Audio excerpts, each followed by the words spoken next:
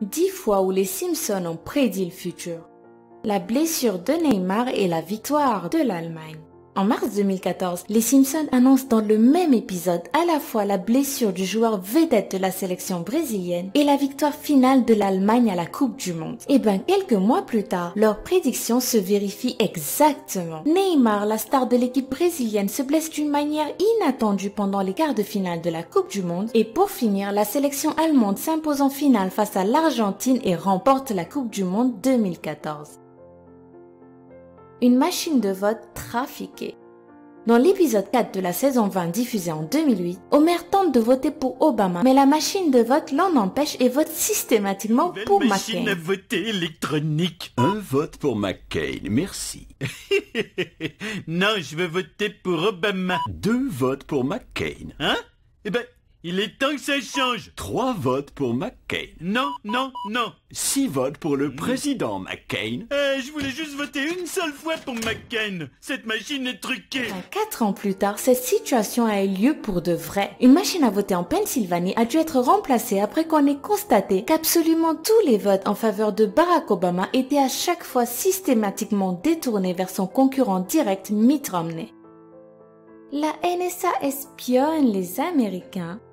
Dans un épisode de 2007, les Simpsons sont en cavale. Alors qu'ils sont en train d'en discuter dans un train, Lisa prévient qu'il vaudrait mieux se taire parce qu'il pourrait bien être écouté par les services de renseignement américains. Marge la prend pour une folle et ne s'inquiète de rien alors qu'effectivement, la NSA les écoute bien et se prépare même déjà à intervenir. En 2013, Edward Snowden, un employé de la NSA, décide de sacrifier son confortable salaire annuel de $200 000 pour révéler la vérité au monde entier. Oui, citoyens américains, la NSA écoute vos conversations sans scrupules et depuis fort longtemps. Le design de l'iPod.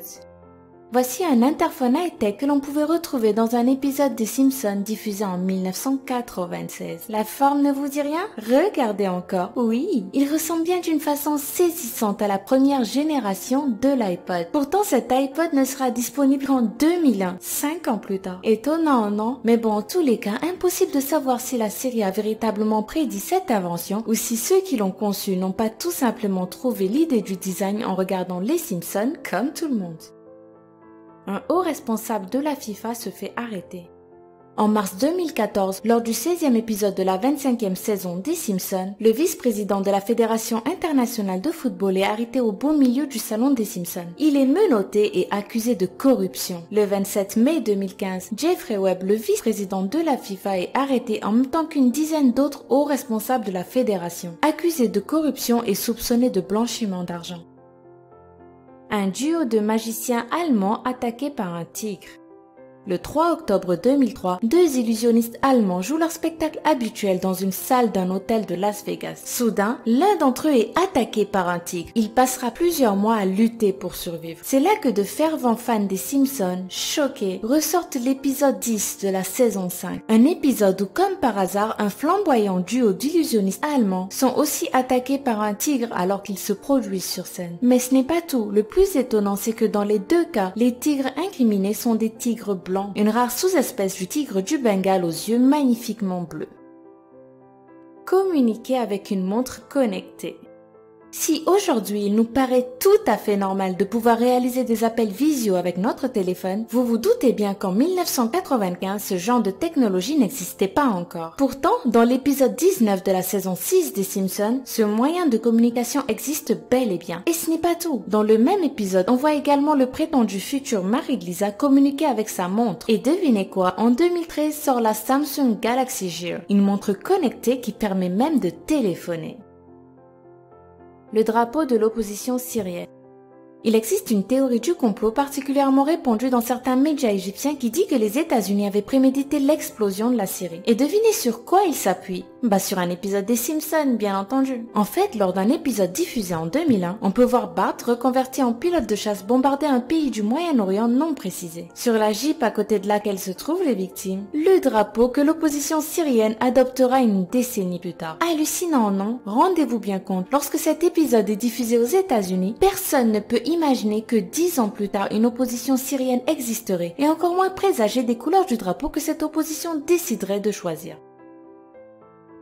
De la viande de cheval dans nos assiettes.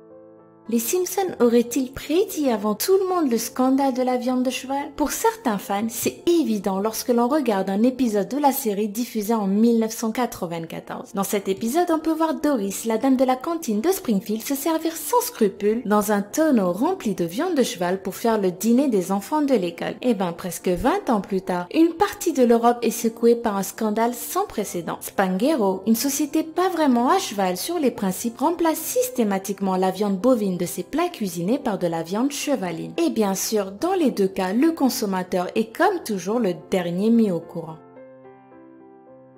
Le président Trump à la tête des États-Unis. L'épisode Les Simpsons dans 30 ans a été diffusé le 19 mars 2000. Vous savez, il y a déjà 16 ans, lorsque Bill Clinton était encore président des États-Unis, avant les attentats du 11 septembre 2001, avant les guerres d'Afghanistan et d'Irak, avant la crise financière, avant les smartphones et surtout avant la révolution numérique. Dans cet épisode, Bart est un loser, un musicien paumé et raté. Sa sœur, par contre, a tout réussi et devient en 2030 la première femme présidente des États-Unis. Elle succède à un certain président Trump, qui a d'ailleurs laissé le pays dans une situation budgétaire dramatique. As you know, we've inherited quite a budget crunch from President Trump. How bad is it, Secretary Van Houten? We're broke. Juin 2015, la surprise est totale lorsque le milliardaire Donald Trump annonce sa candidature à la présidence des États-Unis. Alors, la prophétie des Simpsons se réalisera-t-elle entièrement? Réponse le 8 novembre 2016.